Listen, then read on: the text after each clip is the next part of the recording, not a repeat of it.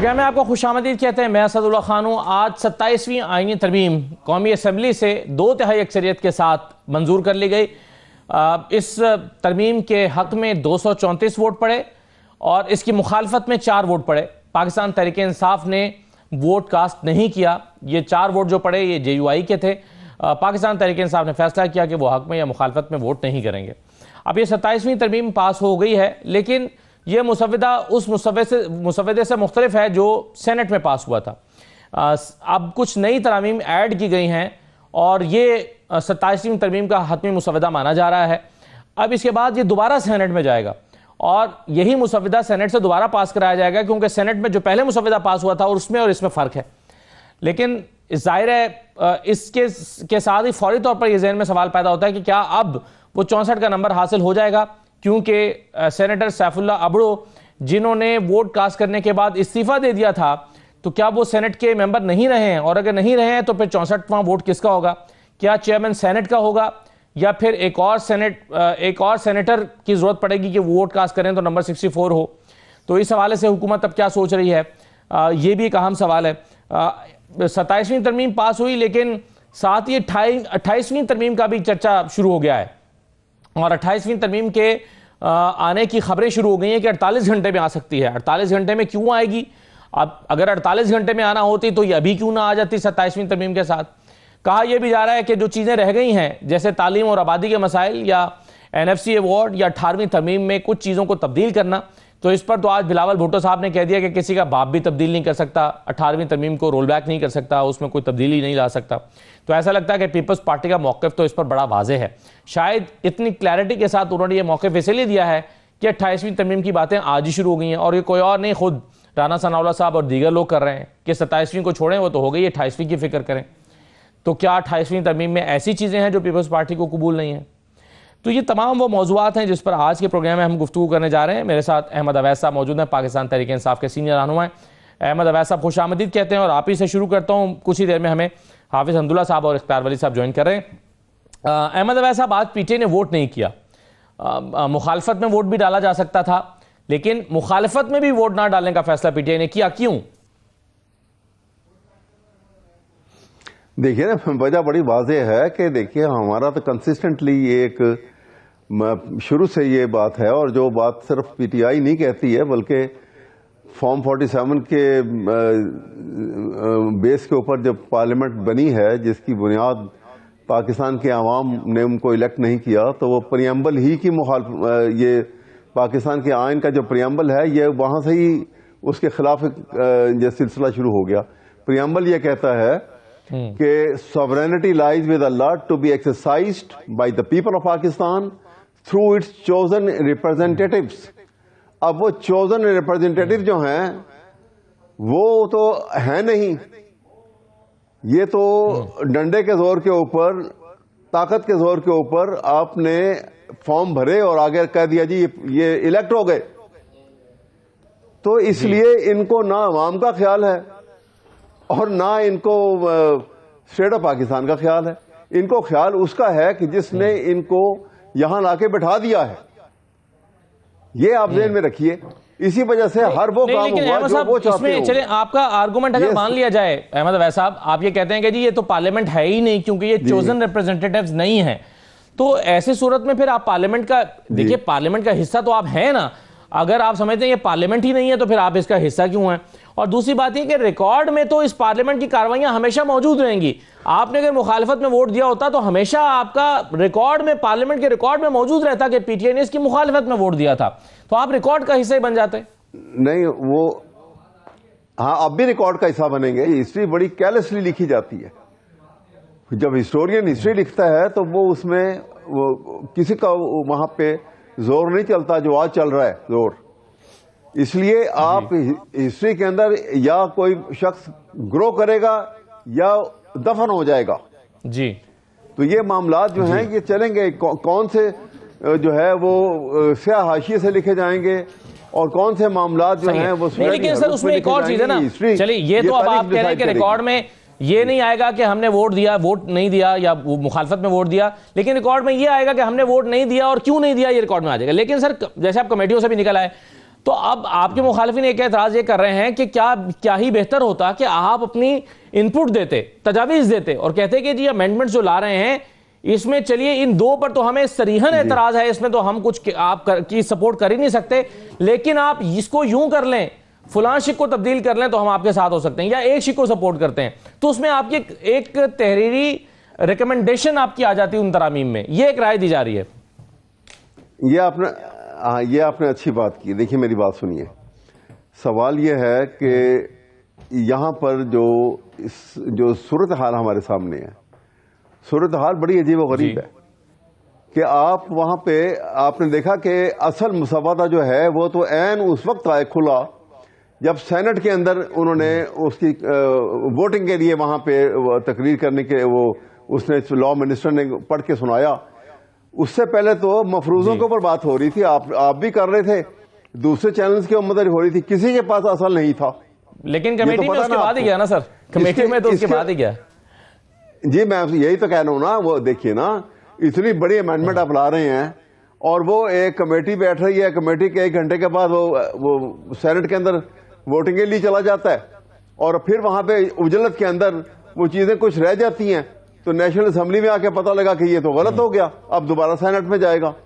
میں آپ کے سامنے ایک بہت موٹی مثال دے رہا ہوں کہ 18th امینڈمنٹ جب پاس ہوئی تھی تو 18th امینڈمنٹ آپ کو یاد ہوگا کہ کئی ہفتے اور مہینوں چلی تھی ڈیبیٹ، پھر جا کے 18th امینڈمنٹ پاس ہوئی تھی، اور یہاں پر آپ نے دیکھا کہ ایک دن میں بغیر کسی ڈیبیٹ کے آپ نے آج نیشنل اسمبلی کے اندر کیسے پاس ہوئی، آپ کے سامنے کتنی ڈیبیٹ ہوئی ہے اس کے اوپر، اصل مسودہ تو آج ہی پر آپ نے لفظ استعمال کیا اجلت کا، احمد اویس صاحب آپ نے کہا کہ اجلت میں یہ ہوا ہے۔ اختیار ولی صاحب ہمارے ساتھ موجود ہیں۔ اختیار صاحب، یہ جو لفظ اجلت کا استعمال ہو رہا ہے یہ درست ثابت نہیں ہوتا، کیونکہ آپ نے سینٹ سے ایک ترمیم منظور کرا لی، پھر قومی اسمبلی میں جب آپ لائے تو آپ کو پتہ چلا کہ اوہو اس میں تو کچھ چیزیں رہ گئی ہیں، کچھ غلطیاں تھیں، کچھ کلیئرٹی کچھ جگہوں پہ نہیں ہے، آج آپ نے ایک نیا مسودہ پاس کرایا ہے، اب آپ کو دوبارہ سینٹ کے پاس جانا پڑے گا، تو یہ ثابت کرتا ہے کہ اجلت میں کیا گیا، ورنہ اس پر سیر حاصل گفتگو کرنے کے بعد آپ اس کو لے کر آتے ہیں۔ بسم اللہ الرحمن الرحیم، بہت شکریہ اسد اللہ خان۔ یہی تو اصل کام ہے پارلیمنٹ کا، یہ سینٹ ہال میں جتنے سینیٹرز بیٹھے ہوئے ہیں، قومی اسمبلی میں جتنے اراکین اسمبلی بیٹھے ہیں، ان کا کام ہی کیا ہے؟ اجلت آپ کیا کہتے ہیں؟ مطلب کتنی ڈیبیٹ ہونی چاہیے؟ 3 مہینے ڈیبیٹ کریں گے پھر بھی یہی کچھ نکلے گا، مطلب آپ نے پھر بھی یہی کام ہے۔ یہ میں آپ کو ایک بات بتاؤں، اٹس اے کنٹینیوس پروسیس۔ تو پاکستان میں چیزوں کو اتنا بڑا مشکل اور کمپلیکیٹڈ بنا دیا جاتا ہے، ادروائز میں تو کہتا ہوں قانون سازی کرنا یہ تو آپ کا 24/7 کا کام ہے۔ آپ چیزوں کو دیکھتے رہیں، اس کو بھانپتے رہیں، اور وقت کے ساتھ ساتھ جو مطلب آپ کا یہ جو جنگ ہوئی ہے مئی میں، اس کے بعد آپ نے دیکھا کہ آپ کی جنگی جو وہ ہے سرحدات ہیں وہ چینج ہو گئی ہیں، اس میں مزید اضافہ ہو گیا ہے، تو ہر بار آپ کو ایک نیا ایکسپیرینس ہوتا ہے۔ وہ تو ٹھیک ہے، لیکن سر مجھے یہ بتائیے کہ یہ جو سینٹ میں جو ابہام رہ گئے، وہ کہتے ہیں کہ جی ہم نے ابہام ختم کرنے کے لیے یہ کیا ہے، تو وہ ابہام نہ رہے ہوتے اگر اس کو آپ سیر حاصل اس پہ بات چیت ہو جاتی، گفتگو کر لیتے۔ یہ ویسے کچھ دوستوں کا خیال تھا کہ جو مطلب پھر ہائی ٹریزن کا کیس ہے، مطلب آرٹیکل 6 کی چیز ہے، تو ان چیزوں پہ کچھ دوستوں نے اعتراضات اٹھائے اور ان کا خیال تھا کہ مطلب اس کو کلیریفائی ہونا چاہیے، تو اس کو کلیئر کر دیا گیا ہے۔ میں پھر کہتا ہوں، دیکھیں جو پارلیمنٹ ہے اس کا واحد بنیادی کام جو ہے ڈیوٹی، وہ قانون سازی کرنا ہے، اور کبھی بھی یہ آپ نہیں کہہ سکتے کہ آج ہم نے جو قانون سازی کر لی ہے تو اگلے 50 سال کے لیے یا 100 سال کے لیے یہ آپ کے لیے کافی ہے۔ نہیں، آپ کا پارلیمنٹ بنتی ہی اسی لیے ہے جس کی مدت 5 سال ہوتی ہے کہ وہ قانون سازی کرے۔ اب 5 سال میں اگر آپ قانون سازی نہیں کریں گے تو آپ کا کام کیا ہے؟ آپ وہاں سے صرف تنخواہ لیتے ہیں، گاڑیاں لیتے ہیں، مرات لیتے ہیں، ایئر کنڈیشن ہال میں بیٹھتے ہیں؟ نو۔ تو جسی طرح ابہام بھی ہوتے ہیں، کچھ چیزیں بھی ہوتی ہیں، آپ کوئی چیز پوائنٹ آؤٹ کرتے ہم اس کو بھی لاتے، حافظ صاحب کوئی چیز پوائنٹ آؤٹ کریں گے ہم اس کو بھی کنسیڈر کریں گے، یہی پارلیمنٹ کا کام ہے۔ تو یوں چلتا رہے گا، آپ قومی اسمبلی سے سینٹ میں جائیں، سینٹ سے قومی اسمبلی میں آ جائیں، قومی اسمبلی سے مجھے یہ بتائیے، چلے let's define it, what's the basic role of the Senate Hall and National Assembly Hall؟ ان کا کام پھر کیا ہے؟ یہی ہوگا۔ آپ اس پہ دیکھیں، ڈیبیٹ میں ہمیشہ ساری چیزیں کلیئر نہیں ہوتی ہیں، اور ڈیبیٹ میں آپ کو وقت کے ساتھ ایکسرسائز کے ساتھ آپ کو چیزیں کلیئر ہوتی ہیں. تو لیٹس اٹ، میرے خیال میں اس میں کوئی بری بات نہیں. اب میں آپ کو ایک بات کلیئر بتا دوں، آج ہم ہیں کل ہم نہیں ہوں گے، ہمارے بعد کوئی اور آئے گا، ہم سے بہتر قانون سازی کرنے آ جائے گا. تو یہ چیزیں جو ہیں یہ بنتی رہیں گی، امینڈ ہوتے. میں کہتا ہوں کہ آئینی عدالت it's good addition in our judiciary system. ہماری جو آئینی پٹیشنز ہوتی ہیں وہ وقت ہمارا 50% لے لیتی ہیں، ادروائز ان کی جو حجم ہے وہ ٹوٹل 10% بھی نہیں ہے. تو بہتر ہے کہ اس کے لیے حافظ صاحب کی رائے بھی ذرا آپ کی اجازت تو میں اس پر لے لوں. حافظ صاحب بہت شکریہ. ایک تو یہ بتائیے کہ ابھی آپ کے آنے سے پہلے ڈیبیٹ کی ہو رہی تھی کہ سینٹ سے مسودہ پاس ہوا، قومی اسمبلی میں آیا تو قومی اسمبلی میں اس میں کچھ نئے شکیں ڈالنا پڑی ہیں یا اس میں کچھ تبدیلیاں کرنی پڑی ہیں، اب یہ واپس سینٹ کے پاس جائے گا. احمد اویس صاحب کی رائے یہ تھی کہ اس پر اگر آپ پورا وقت اس کو دے دیتے تو یہ نہ ہوتا کہ سینٹ سے پاس ہونے کے بعد پھر دوبارہ سینٹ میں جا رہا ہوتا، تو اس کو پورا وقت نہیں دیا گیا. آپ اتفاق کرتے ہیں؟ بسم اللہ الرحمن الرحیم. ایک بات یہ ہے کہ آپ اندازہ لگائیے کہ 48 غالباً یا 50 سے بھی زیادہ کلاسز میں ترامیم ہونی تھی جی، اور آپ راتوں رات چند گھنٹوں میں یا 48 گھنٹے یا 24 گھنٹوں میں یا زیادہ سے زیادہ 72 گھنٹوں میں آپ نے پورا مسودہ سینٹ سے بھی پاس کیا اور قومی اسمبلی سے بھی پاس کیا. جی، کیا آپ اس کو اوپن نہیں کر سکتے تھے؟ کیا آپ تمام سیاسی پارٹیوں کو وقت سے پہلے نہیں دے سکتے تھے تاکہ وہ اپنا انپٹ بھی دے سکتے؟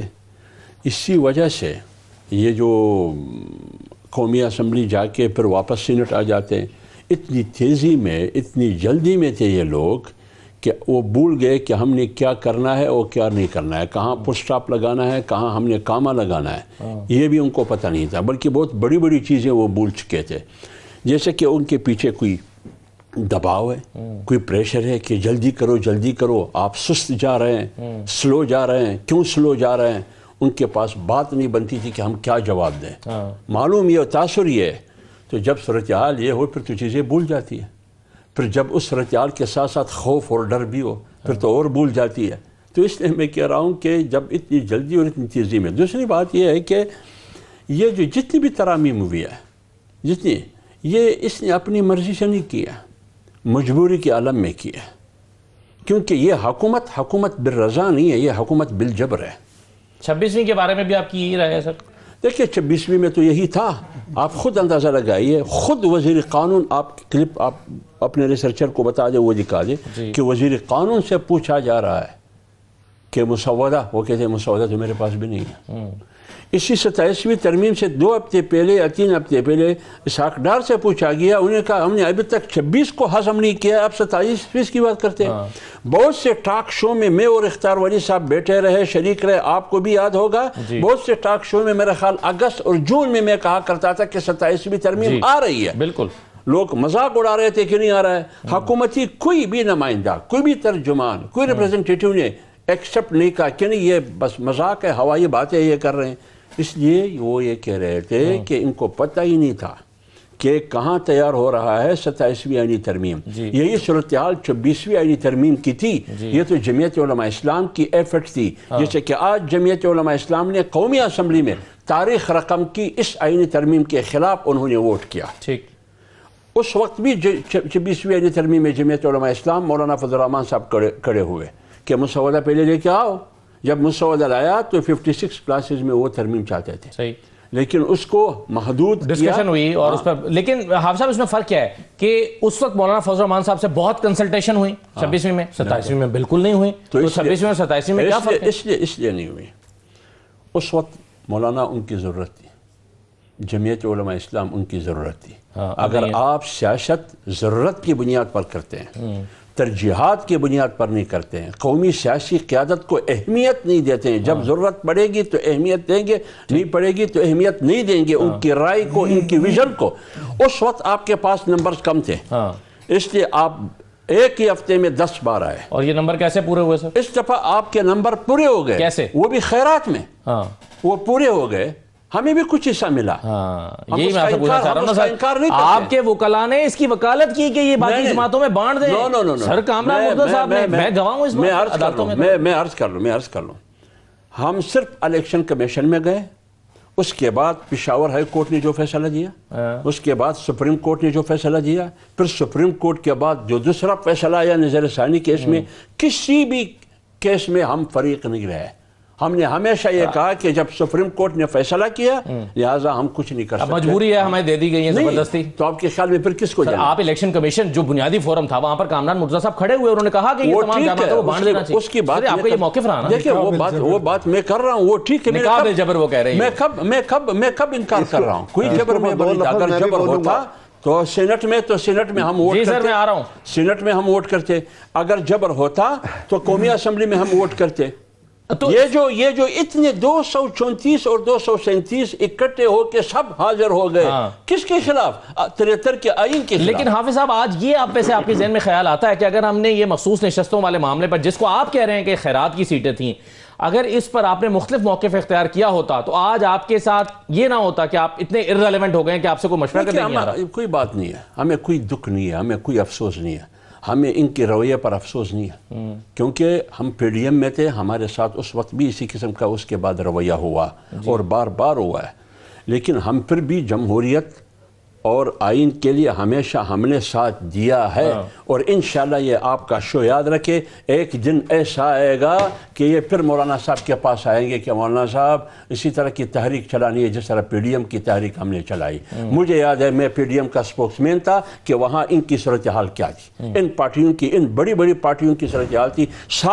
سارے مولانا صاحب کے سامنے دیکھ رہے، سرنگون ہو کے دیکھے کہ مولانا صاحب کچھ کرو مولانا. صحیح ہے. اس لیے میں کہہ رہا ہوں کہ جب آپ اس وقت مولانا آپ کی ضرورت تھی، جمعیت علماء اسلام آپ کی ضرورت تھی، میں آپ کی ضرورت پوری کرنے کے لیے نہیں تھا. میں اس وقت کی الیکشن کو ہم سلیکشن کہتے تھے، اس وقت کی وزیر اعظم کو ہم سلیکٹڈ کہتے تھے. آج 8 فروری کے الیکشن کو آپ اس کو الیکشن کہتے ہیں، لیکن ہم اس کو ایکشن کہتے ہیں. لیکن آپ کا مینڈیٹ وہی ہے جو 2018 میں جو مینڈیٹ آ کے ملا، 2-3 کا فرق ہوگا. اس وقت آپ نے دھاندلی کہا، میں نے بھی دھاندلی کہا. آج میں دھاندلی کہہ رہا ہوں، آج اس کو میں ایکشن کہہ رہا ہوں، آپ اس کو الیکشن کہہ رہے ہیں. کیوں؟ کل کیوں آپ غلط کہہ رہے تھے، آج کس لیے کہہ رہے ہیں؟ اس لیے کل آپ غلط کہہ رہے تھے کہ آپ اقتدار میں نہیں تھے، آج اس لیے کہہ رہے ہیں کہ آج اقتدار میں. صحیح ہے، ضرورت کے تحت بالکل صحیح ہے. احمد عویس صاحب آپ اس پر کیا کہنا چاہتے ہیں؟ آپ یہ جو ہم نے ابھی حافظ صاحب سے پوچھا کہ اس وقت کنسلٹیشنز ہوئی تھیں، آپ بھی اس کا حصہ بن گئے تھے، آپ بھی مشاورت کا حصہ بنے تھے، لیکن اس مرتبہ وہ پروسیس ہی نہیں ہوا، آپ بھی مشاورت کا حصہ نہیں بنے، جے یو آئی بھی نہیں بنی. دیکھیے نا جی، میں ابھی تو مولانا نے بڑی اچھی بات کی کہ اس وقت وہ ضرورت کی جو بات کی، تو اگر آپ اجازت دیں تو میں ضرورت کے اوپر ایک شعر میرے ذہن میں آیا سنا دوں، اور وہ بالکل اسی کے اوپر فٹ آتا ہے. اور وہ شعر یہ تھا کہ ایک مدت تک میں اس کی ضرورت بنا رہا، پھر یوں ہوا کہ اس کی ضرورت نہیں رہا. یہ صورتحال جو ہے. اور دوسری بات، ابھی بات کی سیٹوں کی بات کر رہے ہیں، یہ کہتے ہیں کہ جی وہ فیصلہ ہوا، پھر اس کے بعد وہ اس کو ریویو ہو گیا. دیکھیے یہ فیصلہ فل کورٹ، سپریم کورٹ نے فیصلہ کیا، پورے فل کورٹ نے بیٹھ کر، اور وہ 12 جولائی کی ججمنٹ جو ہے، وہ 12 جولائی کی ججمنٹ جو ہے وہ اگلے سال تک وہ ججمنٹ امپلیمنٹ نہیں ہوئی. وہ ججمنٹ جو ہے جب تک کہ یہ 26ویں ترمیم آ کے اور پھر وہ اس کی بنیاد کے اوپر کانسٹیٹیوشن بینچ بن کے، اور انہوں نے وہ کم ججز کے ساتھ اس کو ریویو کر کے اس کو جو ہے اس کی حیت بدل دی، جب تک کہ اس ججمنٹ کو امپلیمنٹ نہیں کیا گیا. جبکہ آرٹیکل 189 جو ہے، آرٹیکل 190 کانسٹیٹیوشن کے اندر، کہ سپریم کورٹ کی جب ججمنٹ آ جائے تو تمام سول اور جوڈیشل ادارے، تمام پاکستان کے ادارے جو ہیں، ان کے اوپر لازم ہے کہ ان کو امپلیمنٹ کریں. اس کے باوجود اس کو امپلیمنٹ نہیں کیا گیا، اور اب سپریم کورٹ کی حیت بدل دی. آپ دیکھیے ایک جج جو ابھی آپ یہ کل کانسٹیٹیوشن کورٹ جس وقت یہ بن گیا، اور اس کے بعد ایک یہاں سے لے کے آئیں گے، آپ کسی ہائی کورٹ سے جج کو لائیں گے، اور وہ جج جو سپریم کورٹ کا چیف جسٹس ہے اس سے سپیریئر حیثیت میں ہوگا. یہ تو یہ آپ جوڈیشری کی جو حیت بدلی ہے آپ نے، اور ایسا سلسلہ یعنی کر گیا کہ آپ سپریم کورٹ کی حیثیت جو ہے وہ اس سے زیادہ نہیں ہے کہ وہ بالکل ایک سول کوڈ کی حیثیت رہ گئی اس کی، وہ اس کا کنٹرول ختم ہو گیا. صحیح ہے. آرٹیکل 175 کے اندر لیکن آج اس میں وہ سیٹ اپ ختم ہو گیا بالکل. میں ایک بات کی بات بتاؤں، مگر احمد صاحب آج جو ابھی نئی ترمیم شامل کی ہے اس میں بتایا گیا کہ چیف جسٹس آف پاکستان جو ہیں وہ چیف جسٹس آف پاکستان ہی رہیں گے. پہلے فیصلہ ہوا تھا کہ پاکستان ہٹا دیا جائے گا، لیکن اب وہ chief justice of Pakistan title تو کم از کم وہی رہے گا.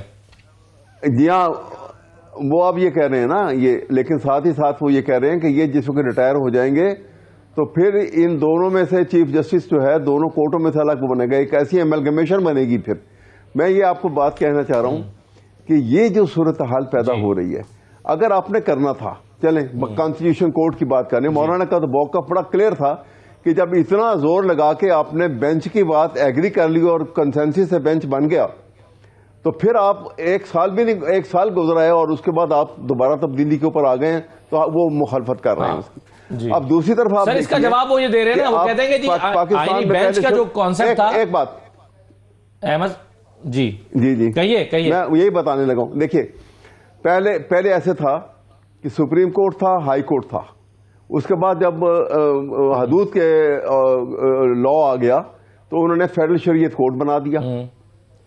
اب جس طرح فیڈرل شریعت کورٹ بن گیا، آپ کانسٹیٹیوشن کورٹ بھی بنا دیں، لیکن سپریم کورٹ کی حیثیت کو تو برقرار رکھیں تاکہ وہ ہائی آرکی جو ہے وہ کمانڈ سسٹم تو برقرار رہے. اب کیا ہو گیا؟ صحیح ہے، مگر سر اس میں سوال یہ پیدا ہو رہا ہے کہ جو آ کے بیٹھے گا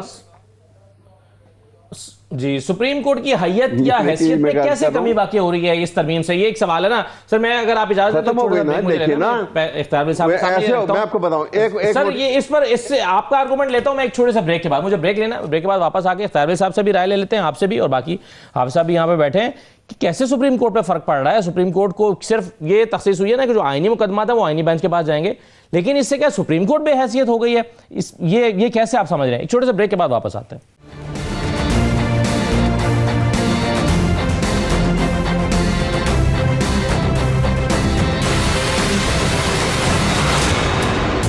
اس کے بعد آپ کو دوبارہ خوش آمدید کہتے ہیں. اعظم رضی تارڑ صاحب نے جو گفتگو کی ہے کہ وہ چھوٹی چھوٹی کیا چینجز ہیں جس کی وجہ سے دوبارہ آپ کو سینٹ کے پاس جانا پڑ رہا ہے، میں آپ کو سنوا دیتا ہوں وہ کیا کہہ رہے ہیں. دو چیزوں کی طرف وہ اشارہ کر رہے ہیں. ایک ہائی ٹریزن کا معاملہ ہے، اس میں وہ ابہام تھا، وہ کہتے ہیں ختم ہوا ہے، اور دوسرا جو چیف جسٹس آف پاکستان ہے وہ چیف جسٹس آف پاکستان ہی رہیں گے. کچھ ابہام تو دور ہو رہے ہیں. اختیار ولی صاحب، پہلے یہ کیوں ضرورت محسوس ہوئی کہ سپریم کورٹ آف پاکستان کا نام اب صرف سپریم کورٹ اور چیف جسٹس آف پاکستان کا نام اب صرف چیف جسٹس ہونا چاہیے، اور پھر دوبارہ یہ خیال کیوں آیا ہے کہ نہیں یہ اس کا آف پاکستان ساتھ لگنا چاہیے دونوں کے؟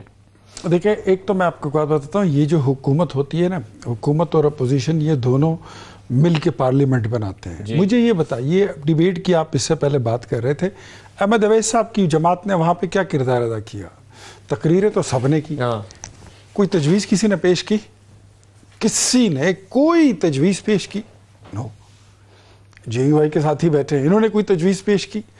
اب صرف ابرپٹلی اور بڑے کینوس میں یہ بات کر دینا کہ یہ بھی غلط ہو رہا ہے وہ بھی غلط ہو رہا ہے، دس از ناٹ دا آرگومنٹ.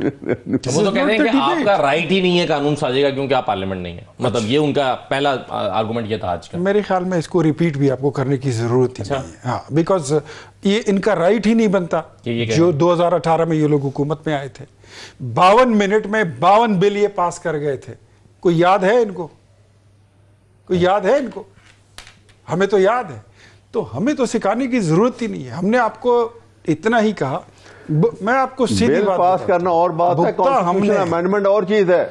بھگتا ہم نے. چلے جی جناب اختیار صاحب، آپ احمد اویس صاحب مجھے ذرا میری بات کر لینے دیں. ویسے آپ کو یہ ٹائم جو ہے اینکر صاحب جو ہے یہ دیتے بھی زیادہ ہی ہیں، ہمیں یہ کم ہی ٹائم. نہیں، آپ کا سارا ٹائم آپ کا شو ہی اختیار صاحب آپ کا کیوں چھوٹا کرتے ہیں آپ؟ بات ایسی ہے کہ یہ 2006 سے اس پہ ڈیبیٹ ہو رہی تھی کانسٹیٹیوشنل کورٹ پر. یہ دونوں بھائی بیٹھے ہوئے ہیں، حافظ صاحب جے یو آئی کو ریپرزینٹ کر رہے ہیں اور احمد اویس صاحب پی ٹی آئی کو کر رہے ہیں. 26ویں آئینی ترمیم میں یہ ہماری بات مان جاتے تو آج 27ویں ترمیم کی ضرورت نہ پڑتی. بڑا سینہ چوڑا کر کے یہ کہتے تھے نا کہ ہم نے ڈی انٹینسیفائی کر دی، otherwise the government was going to amend the constitution 1/3 of the constitution. ہم نے، اور یہ احمد اویس صاحب کے لیڈر جو چیئرمین صاحب ہیں، وہ سینہ چوڑا کر کے کہتے تھے کہ ہم نے ٹوٹلی ڈی انٹینسیفائی کر دیا ہے اس ڈرافٹ کو اور اے ٹو زیڈ سارا ہم نے تیار کیا ہے. آپ نے کانسٹیٹیوشنل کورٹ کو کانسٹیٹیوشنل بینچ بنا دیا. تو آپ اگر چیزوں کو چھوٹا کرتے جائیں گے تو اس کا فائدہ پھر نہیں نکلتا. درست ہے کہ آپ نے اپنی پارلیمانی سیاسی جماعتوں کے ساتھ جن چیزوں پر اتفاق رائے کیا، اکثریت حاصل ہوتے ہی آپ نے اس کو اٹھا کر ایک دم ردی کی ٹوکری میں ڈال دیا اور آپ نے کہا کہ جی آپ نے دیکھیں نا، آپ نے ان کے ساتھ ایک کنسنسس ڈیولپ کیا تھا. میں ایک بات بتاتا ہوں، حافظ صاحب نے یہ بات کی، میرا جمعیت کے ساتھ اور مولانا صاحب کے ساتھ خود محبت اور احترام کا رشتہ ہے. ان کا صرف ہمارے ساتھ سیاست کا ہی رشتہ ہے. جس لہجے میں یہ بات کر رہے ہیں، اس سے زیادہ تلخ لہجے میں جواب بھی دے سکتا ہوں. اور میں بھی کوئی دوسرا کام میں نے بھی زندگی میں نہیں کیا ہے. میں بھی پڑھ لکھ کر آیا ہوں اور میں نے بھی سیاست ہی کی ہے. اس ملک کے 14 جیل کاٹ چکا ہوں. کوئی جیل ایسی بچی نہیں ہے جو میں نے نہیں دیکھی ہوگی. لیکن میں احترام میں کہتا ہوں کہ مولانا صاحب کے ساتھ جتنا ہمارا محبت کا رشتہ ہے، ان کو ہمیشہ، چاہے وہ براہ راست ہو، بالواسطہ ہو یا بلا واسطہ ہو، اگر کیمرے کے ساتھ ہو یا کیمرے کے پیچھے ہو، تبھی آپ نے ان سے ہمارا ان کے ساتھ رابطہ، تبھی آپ نے ان سے 27ویں ترمیم پہ مشاورت کرنا ہی مناسب نہیں سمجھا. آپ نے یہ اہمیت دی انہیں مولانا کو؟ کی ہے. میں مزید تفصیل نہیں بتا سکتا، لیکن کی ہے. کس نے کی ہے؟ کون کیا ہے؟ پچھلی مرتبہ تو آپ دن رات، صبح شام، ناشتے کے بعد، کھانے کے بعد، رات کے بعد، میں آپ کو تفصیل نہیں، شاید 2-4 دنوں بعد آپ کو پتہ چل جائے، لیکن کی ہے، بالکل کی ہے. اس میں کوئی ابہام نہیں ہے. تو یہ کیا دوسری بات میں آپ کو آگے چلے کیوں رکھا گیا؟ چھوڑیں، اس پہ میں زیادہ کچھ آپ کو نہیں بتا سکتا. آپ آگے چلیں، میں آپ کو بتاتا ہوں. سر مگر اس میں خفیہ رکھنے کی کیا بات تھی؟ یہ تو بتا سکتے ہیں نا آپ. میں کسی کو نگیٹ نہیں کرنا چاہتا، میں کسی کی بات کو غلط نہیں ثابت کرنا چاہتا. میں اپنا موقف دینے آیا ہوں، میں نے دے دی. حیرت کی بات ہے، آپ نے بھی بتایا اور مولانا نے بھی بتایا کہ نون لیگ کے لوگ آئے تھے ہم سے بات چیت کرنے کے لیے. مولانا صاحب کے پاس کل پھر بھی جائیں گے. آج کوئی قیامت نہیں آئی ہے کہ دنیا ختم ہو گئی ہے. کل پھر جائیں گے 28ویں کے لیے، ان کے پاس جائیں گے، وہ ہمارے پاس آ جائیں گے. یہ کوئی بات نہیں ہے. ہم تو مولانا صاحب کے ساتھ سیاست کے علاوہ ہمارا بڑا احترام کا رشتہ ہے، بڑا محبت کا رشتہ ہے. اور ان کی قدر میں سمجھتا ہوں، جو قومی لیڈر ہوتے ہیں وہ ملک کا اثاثہ ہوتے ہیں. یہ صرف ایک ترمیم یا ایک قانون پاس کرنے اور فیل کرنے کے لیے نہیں ہوتی، ایک پی ڈی ایم بنانے کے لیے، ایک جلسہ کرنے کے لیے، ایک عمران خان کو رخصتی کے لیے نہیں ہوتی. میں تو کل بھی کہتا تھا، آج بھی کہتا ہوں کہ یہ مولانا صاحب کی جماعت ہی تھی، یہ ہماری جماعت تھی، یہ پیپلز پارٹی تھی جنہوں نے یہ آئین بنایا. احمد اویس صاحب کا اس سے کیا کام ہے؟ کیا لینا دینا ان کا؟ ان کا تو کوئی واسطہ ہی نہیں ہے. یہ بھی ٹھیک ہے، آئین ہم نے بنایا، ہم اس کے پاس، یعنی لوگوں کے نمائندے ہیں، وہ ان کے پاس 80 سیٹیں پارلیمان میں ہیں. ٹھیک کریں گے، غلطیاں بھی ہوں گی. ان کا تو اس کے ساتھ کوئی کام. یہ تو پوری یہ جتنا سیشن ہو رہا ہے، ماں سوائے قیدی 800 چور کے زندہ باد کے علاوہ انہوں نے کوئی نعرہ لگایا؟ اچھا، انہوں نے کوئی دوسری بات کی ہے؟ کوئی تجویز یہ لائے ہیں کہ دو باتیں اب آپ نے حافظ صاحب کے لکھی ہیں، میں ان کا جواب لے لیتا ہوں. حافظ صاحب، ایک تو وہ یہ کہہ رہے ہیں کہ جی مولانا فضل الرحمان صاحب کے پاس لوگ گئے ہیں حکومت کے اور جا کر اس مسودے پر بات چیت ہوئی ہے، مشاورت ہوئی ہے. لیکن اگر ہوئی ہے تو مولانا فضل الرحمان صاحب نے چھپایا کیوں اور آپ کی جماعت نے؟ دوسری بات کیا؟ دوسری بات وہ جو کہہ رہے ہیں کہ آپ نے کوئی تجویزی پیش نہیں کی پارلیمان کے اندر. دیکھیں بات یہ ہے، مولانا صاحب اگر یہ گئے ہیں مولانا صاحب کے پاس، انہوں نے جیسی مشاورت کی ہے جس طرح 26ویں آئینی ترمیم میں مشاورت ہوئی، تو یہ ہمیں بتا دیں. مولانا صاحب آخر تک یہ کہتا رہا، اس دفعہ ایک بار گئے کہ کہاں ہے آپ کا مسودہ، بلکہ آپ تو مسودہ، میری جو معلومات ہے، جو ٹویٹ بلاول بھٹو نے کہا، ان کے پاس بھی مسودہ نہیں تھا. تو مسودہ پھر کس کے پاس تھا؟ آپ نے مولانا کو مسودہ دیا کہ مولانا صاحب 1 ہفتہ 2 ہفتے آپ اس کو اسٹڈی کریں، اپنی قانونی ماہرین کو پاس بٹھا دیں، پھر اپنا انپٹ دے دیں. آپ نے تو یہ کیا کہ ہمارے سینیٹرز، پہلے جو آپ نے نوٹیفیکیشن کیا اس میں ہمارے ممبرز موجود تھے، قومی اسمبلی کے بھی اس کمیٹی میں اور سینٹ کے بھی موجود تھے. لیکن جب وہ آئے کہ ہمیں مسودہ دیں، ہم اپنی پارٹی سے گائیڈ لائن لے لیں، آپ نے دوسرا نوٹیفیکیشن کیا اس ممبر کا جو میری پارٹی کا تھا، کمیٹی کا، آپ نے اس میں انکلوڈ کیا تھا، شامل کیا تھا، آپ نے اس کو نکال دیا. یہ ہے مشاورت. کیا مشاورت ہوئی ہے بتا دیں، کیا مشاورت ہوئی؟ مولانا صاحب تو غلط بیان ہی نہیں کر رہا ہے. مولانا صاحب تو 3 دن کے بعد بنگلہ دیش سے آئے گا، یہی بات وہ کہیں کہ مجھ سے کسی نے مشاورت نہیں کی ہے. اگر مولانا سے مشاورت ہوتی تو مولانا صاحب ببانگ دور کے تھے کہ ہاں مجھ سے مشاورت ہوئی ہے لیکن میں نے ایکسیپٹ نہیں کیا. مولانا صاحب یہی کہتا رہا کہ ہمیں اور کچھ کا پتہ نہیں ہے، بلاول کی ٹویٹ سے ہمیں پتہ چلا کہ یہ بات ہے. آپ تردید کر رہے ہیں؟ بالکل تردید کا، 100% تردید کر رہا ہوں. ایک بات. دوسری بات یہ انہوں نے نہیں کرنی تھی، آپ نے کیا اپوزیشن نے کوئی مشاورت نہیں کی؟ اپوزیشن کو بار بار کیا اپوزیشن آپ کو تجویز کیسے دے دے کہ ان کے سامنے مسودہ ہے نہیں؟ اور جس دن آپ نے مسودہ لے کیا سینٹ میں، جی میرا سینیٹر آپ کے پاس آیا کہ ہمیں موقع دے کہ میں اپنی پارٹی سے مشاورت کر کے غیر لے دوں، آپ نے وہاں سے دوسرا نوٹیفیکیشن نکال کے اس ممبر کو نکال ہی دیا۔ یہ مشاورت ہے؟ یہ اس طریقہ سے نہیں چلتا ہے ایوان۔ آپ نے جتنی تیزی اور جتنی جلدی سے آپ نے یہ سب کچھ کیا، یہ آپ نے خدا کی قسم اپنی مرضی سے نہیں کیا ہے۔ میں حلفاً کہتا ہوں یہ آپ نے مرضی سے نہیں، سوال آپ کے سامنے رکھیں، نہیں آپ بھائی ہیں میرے، مجھے ذرا سمجھنے آپ بات کر رہے تھے، میں نے کوئی مداخلت نہیں کی، مداخلت نہیں کر رہا، نہیں کر رہا ہوں، میں یہ کہہ رہا ہوں کہ یہ تو ساری وہی چیزیں ہیں جو 26ویں آئینی ترمیم میری بات ہوگی، آپ کی بات ڈسکس ہوئی ہے، اس ڈسکشن کے نتیجے میں آپ نے سب نکال دیے۔ جب ہم نے کہا کہ رائے پیدا ہوا، میں نے کہا کہ یہ نہیں ہونا چاہیے، یعنی تقریباً 23 یا 22 کلاس ہم نے نکال دیے، جس میں آئینی بینچ بھی شامل تھا، ججوں کی ٹرانسفر پوسٹنگ بھی شامل تھی، ججوں کی عمر کا مسئلہ بھی شامل تھا، یہ ساری چیزیں اس میں شامل تھی۔ آپ نے تسلیم کیا، پیپلز پارٹی نے بھی تسلیم کیا کہ ہاں اس سے عدلیہ کمزور ہو جائے گی، پھر آپ نے کیوں شامل کیا دوبارہ؟ جو میرے ساتھ تسلیم کیا اور انہیں غلطیوں کو آپ نے دہرایا، آپ نے تسلیم کیا کہ یہ غلطیاں ہیں، یہ غلطیاں ہیں، اس لیے 26ویں ترمیم میں نہیں ہونی چاہیے۔ انہی غلطیوں کو آپ نے 27ویں میں شامل کیا، اس لیے مجھے آپ نے مشاورت میں شامل نہیں کیا کہ مولانا فضل الرحمان 26ویں میں اس کے مخالف تھے، ادھر ہمیں کسے سپورٹ کریں گے؟ تو اس وجہ سے انہوں نے مولانا کو مشاورت میں شامل نہیں کیا۔ دوسری بات، انہوں نے کہا کہ مولانا کا احترام کرتے ہیں، کرے احترام، بسم اللہ احترام کرے، اور ہمیں ایک دوسرے کا احترام کرنا چاہیے، ہمیں ڈیبیٹ بھی کرنا چاہیے، مذاکرہ بھی کرنا چاہیے، مباحثہ بھی کرنا چاہیے۔ کون سن رہی ہے؟ آپ جا کے پاکستان کی گلی گلی میں پوچھے، گلی گلی میں پوچھے کہ وہ کیا کہہ رہے ہیں اس 27ویں آئینی ترمیم کے ذریعے۔ آپ دیکھیں، ترمیم جب ہوتا ہے نا، ترمیم یہ دو چیزیں مد نظر ہوتی ہیں، ایک ملکی مفاد، ایک قومی مفاد۔ بالکل ٹھیک ہے سر، میں اب کافی ساری چیزیں جمع ہو گئی ہیں، طاہر ولی صاحب کے لیے کئی سوالات ہیں جس کا وہ جواب دیں گے۔ ایک چھوٹا سا میں بریک لے رہا ہوں پروگرام میں، بریک کے بعد واپس آتے ہیں۔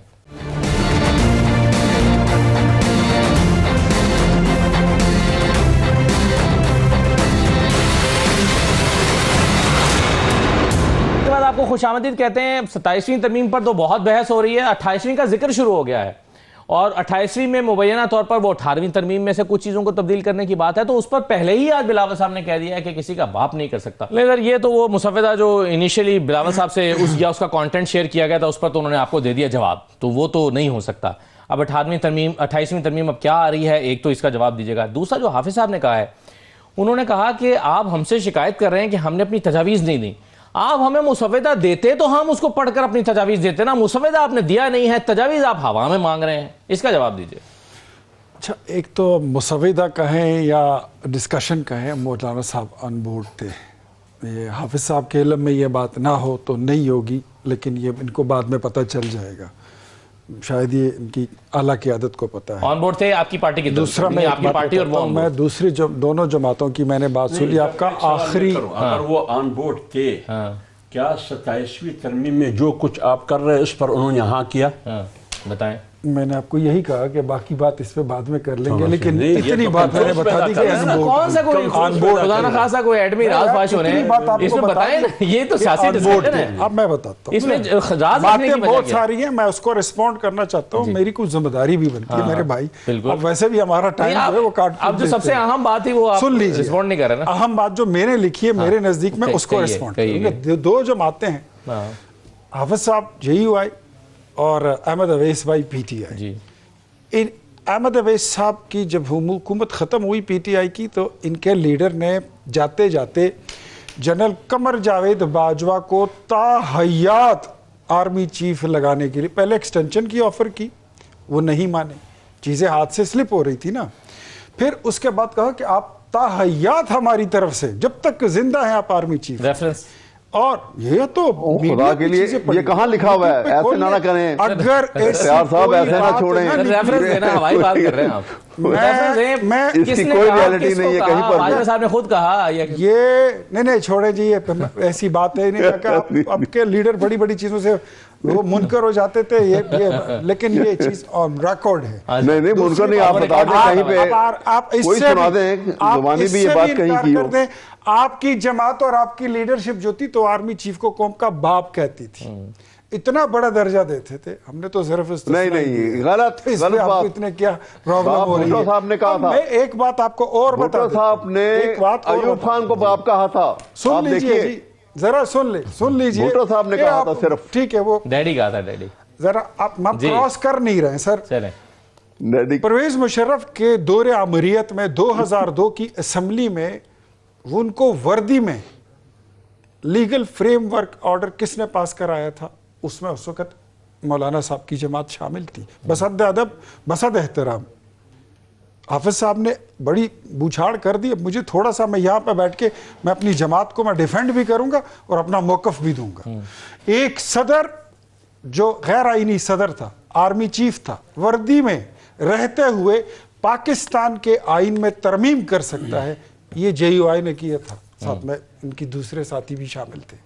یہ ریکارڈ پر ہے. اس وقت آپ گلیوں میں گئے، آپ نے پوچھا کہ کوئی آپ کے بارے میں کیا رائے رکھتا ہے، اور اس غیر آئینی اقدام پر آج آپ کی کیا رائے ہے، یہ آپ ضرور نوٹ کر لیا صاحب نے کہ آپ نے اس پہ کیا رائے دی. میں یہ سمجھتا ہوں کہ اس جوڈیشری کو احمد اویس صاحب نے کیا بھگتا ہے. انہوں نے تو ان کو، یہ تو اس کے بلو آئیڈ بیبیز تھے، اور ان کو اس طرح سہنی نہیں پڑی جس طرح ہم نے سہا. پرویز مشرف کو ایز آرمی چیف، جوڈیشری میں سن لیجئے، انڈیپینڈنس آف بھائی جان ذرا سن لیجئے، انڈیپینڈنس آف جوڈیشری کو جس طرح بری طرح ہم نے بھگتا ہے، یہ بتائیے کہ آپ کی کون سی مارشل لا کو اس جوڈیشری نے، آپ اس کو انڈیپینڈنٹ سمجھتے تھے، کس مارشل لا کو انہوں نے لیگل کور نہیں دیا؟ آپ نے تو بھگتا، کس کو؟ لیکن یوسف رضا گیلانی نے بھی تو بھگتا نا. ذرا سن لیجئے، اس وقت یوسف رضا میں گیلانی، اپنا موقف دیے بغیر آپ کی بات نہیں سن. میں نے دوسرا سوال آپ کا لینا ہی نہیں.